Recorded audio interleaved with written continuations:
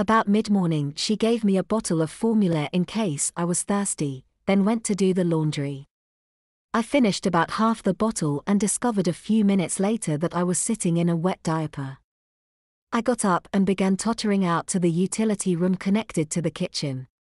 As I was walking in front of the refrigerator, one of my feet hit a wet spot from some spilled formula that Gina had missed and I started to fall.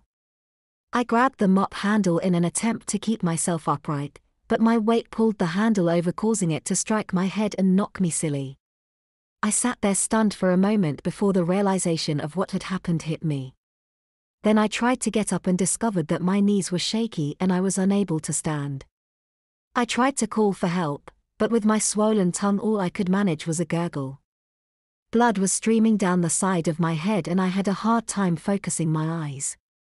My earlier depression became a pit of black despair. I began to beat my fists against the floor beside me while I wept silent tears at my predicament.